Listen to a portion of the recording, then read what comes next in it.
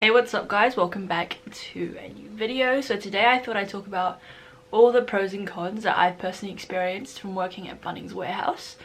So yeah, like I said, this is all my experience, so if you have worked there or you know someone who's worked there and they have a different experience, then that's fine. But yeah, this is all pretty much a lot of my opinion, so do take it with a grain of salt. But yeah, so I'm kind of gonna like alternate between the pros and the cons. So starting off with the first pro, this would be the discounts. So Bunnings has quite generous employee discounts. So when you work there as a team member, you basically get this card, and yeah, basically whatever you want to buy, you can get it scanned and you can share it with your family as well. So I know that definitely my family has saved like hundreds of dollars, and you also get discounts at the cafe, which is really good as well, because normally I think coffees or pies would be $3, but if you have your discount card it's only like $1, so that's a very good discount. And then the first con I have is the fact that we were constantly like understaffed, or like I just felt like we didn't have enough people working. Part of this is due to the fact that they hired a lot of casuals. For example, they would text me saying, oh, can you work today? And if I couldn't, then they just wouldn't have anybody. So yeah, that was definitely a con. A pro is that the pay is pretty good. Well, they pay the living wage, which when I was hired, I think it was like $20.50 an hour or something. This is in New Zealand, by the way. The minimum wage was like $17.70, so that's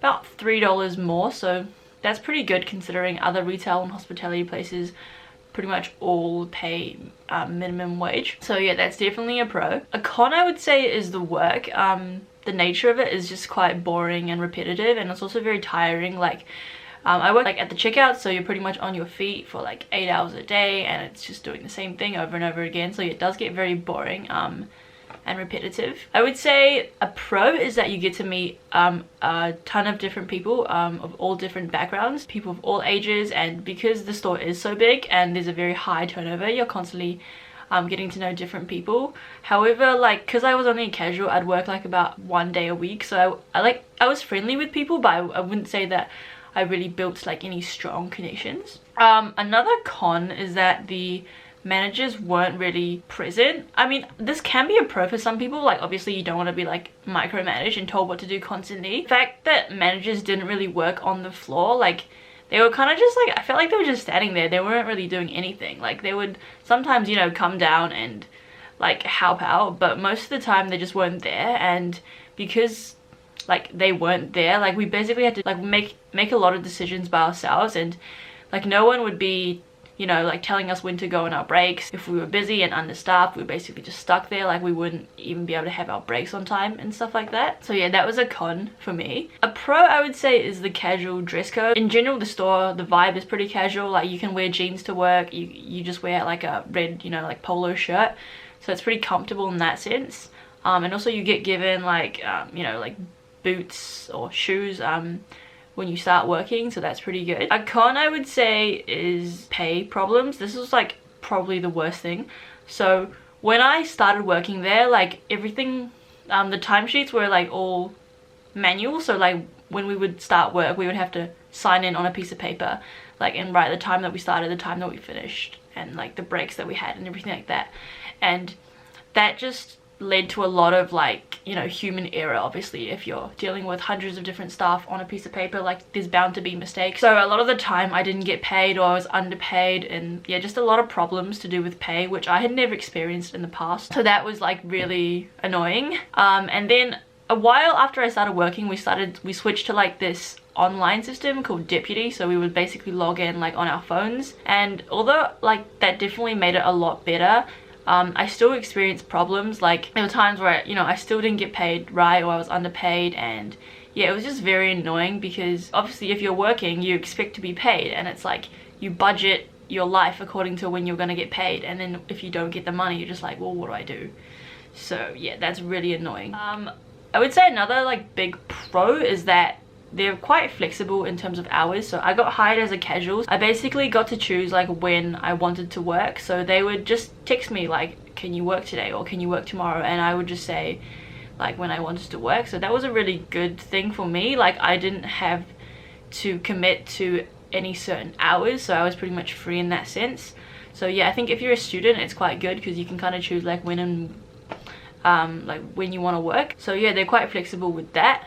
And also another thing, like because the managers aren't so present, like a lot of people turned up late and they didn't even get in trouble. Like I've seen people start like 10-15 minutes late and they didn't even get in trouble. However, a con I would say is the fact that a lot of the time when you're closing, like because most of my shifts were 10:30 till 7, which is when the store closed, we would often be staying like 10-15 minutes after 7, but we wouldn't get paid for that. Like even if you clocked out at 7:15, you only get paid till 7 o'clock, which I thought was pretty unfair, considering that like I don't think I ever got to leave at 7 o'clock. So like why didn't they just roster people until like 7:15? Like that just makes a lot more sense. But clearly they don't want to pay you, so like they don't want to spend that extra money. So a pro, however, I would say is that the fact that it is so easy to get hours because of the nature of the store and constantly being understaffed. I thought it was pretty easy to get hours. If you're looking for a job that's going to have steady hours and you're worried about like not working enough, like don't worry, because Bunnings you always have hours, especially if you're working as like an admin, like kind of checkout operator kind of role. Like they're constantly looking for more people, they're constantly just hiring and wanting more people to work, so you're definitely like not going to be short on hours. I would say another con is the career progression. I felt like, especially as a I guess like a part-time person, there was really nowhere up that I could go. Like I was just gonna be like a team member. I was never gonna have like a supervisor role or anything like that, because Bunnings is such a big store. Pretty much all the managers and supervisors, they were all like, I would say at least in their like 30s, maybe 40s. So if you're a student and you're just working part-time, there's pretty much no opportunity to like advance in your role, which is definitely a con, because I know a lot of other places they have like part-time supervisors and things like that where you can get like more leadership positions and, you know, obviously like increase your pay as well. So yeah, that was a con. And the last pro that I have is that the job is generally pretty easy to get. Like a lot of people that I saw, they had no experience at all, and because like I said before, Bunnings is always hiring, they're always short on people, it's generally pretty easy to get a job there. I don't know, if you like just apply online and, you know, you have a decent interview, like chances are you're gonna get hired, especially if you apply during like summer when they're really short on people. In general, pretty easy to get a job, I would say. And then some just last cons that I have are the crappy customers. So obviously everywhere you're gonna get crappy customers, but I felt like at Bunnings we definitely had a lot more, I don't know, the customers just seemed a lot more angry, like more so than any other places that I had worked.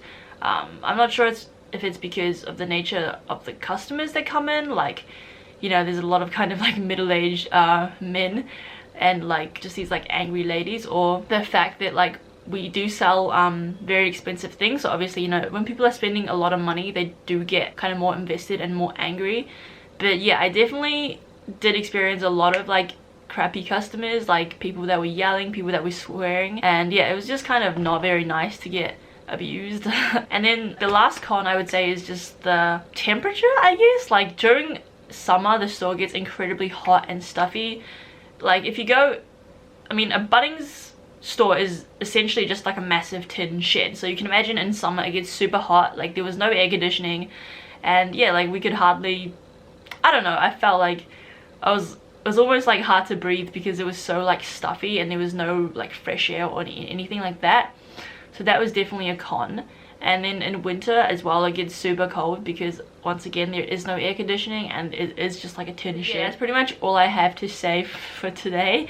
Hope you guys enjoyed this video, found my experience interesting. I don't know, hopefully it helped you guys out, and yeah, I'll see you guys in my next video.